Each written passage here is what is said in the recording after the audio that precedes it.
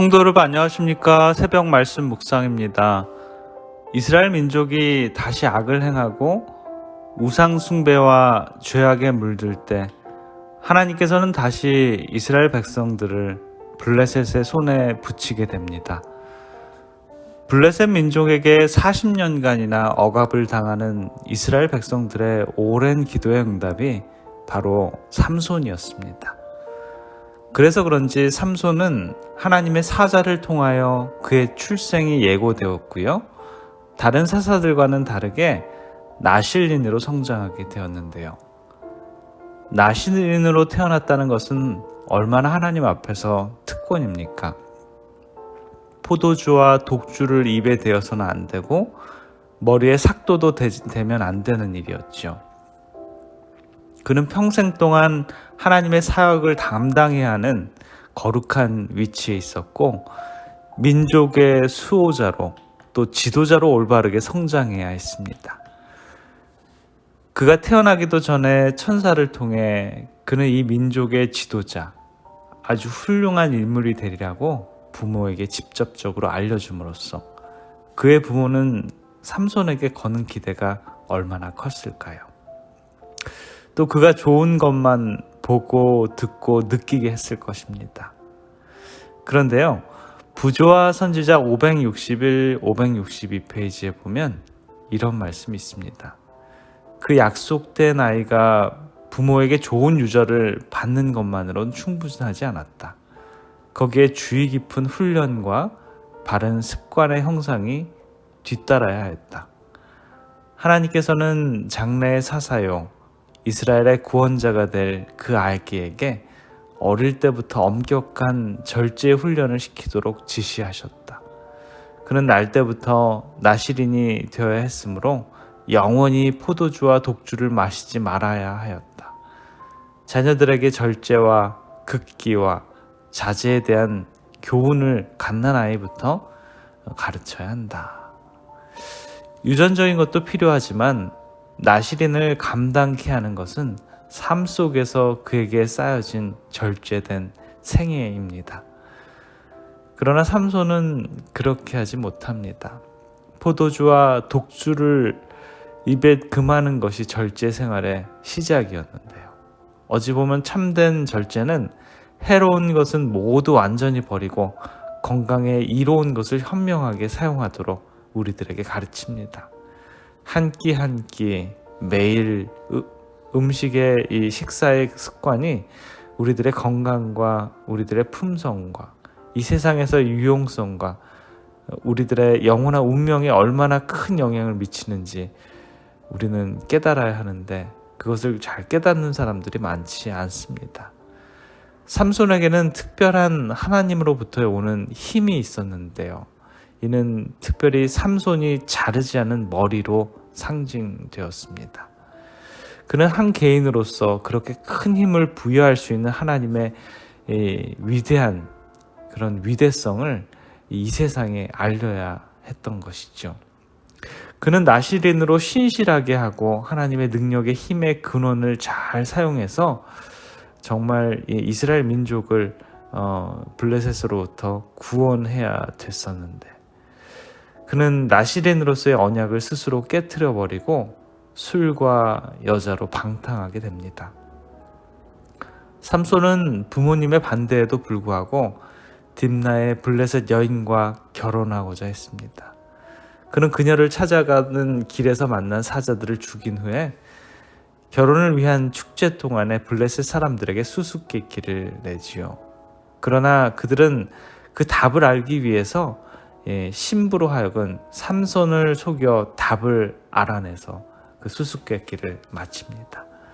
이를 아는 삼손은 약속했던 보상으로 블레셋 사람 30인을 죽여 그들의 겉옷을 취해서 블레셋 사람들에게 주었습니다.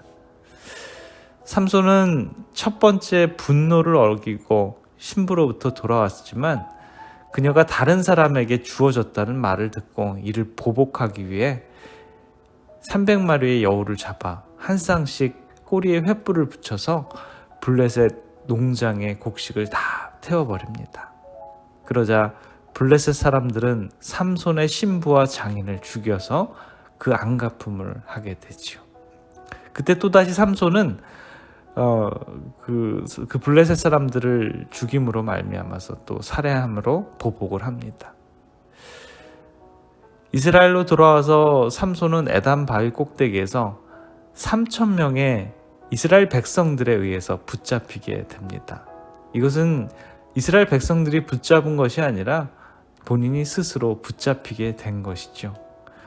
그러나 삼손은 결박된 줄을 끊고 나귀의 새떡뼈를 이용해서 1,000명의 적을 죽입니다. 이런 일 후에 삼손은 20년 동안 이스라엘의 사사로 치리를 하게 됩니다. 20년간의 기간이 끝날 무렵 삼손은 블레셋 지역에 들어왔다가 거기에서 기생과 더불어서 죄를 범하게 됐는데요. 그는 한밤중에 일어나 블레셋 사람들에게 포위되어 있는 것을 알아채고는 가사의 수비 성곽을 뜯어내고 이를 헤브론으로 돌아오는 길에 언덕 근처에 갖다 놓음으로써 그들에게 심한 모욕을 주었습니다.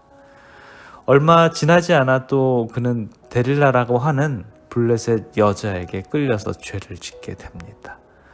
데릴라는 블레셋 방백으로부터 보상을 약속받고는 삼손의 힘을 알아내기 위해서 그를 유혹합니다.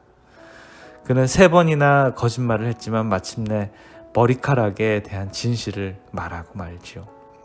그녀는 그가 잠든 동안에 머리카락을 베어버렸고 블레셋 사람들에 의해 그는 2눈이 빠지고 포로가 되어서 노동을 하게 이르게 됩니다. 그러나 머리가 자라면서 그는 복수를 하기에 마음을 먹고요. 마침내 그는 블레셋 사람들이 다곤 성전에서 놀고 있을 때 하나님께 간구하고 성전을 버티고 있는 2개의 중심 기둥을 뽑아 무너뜨림으로 이전에 죽인 수보다 더 많은 적들을 그 자기의 마지막 죽음의 순간에 블레셋 사람들을 죽일 수 있게 되었습니다. 삼손은 참으로 비참한 죽음을 맞이한 것이죠.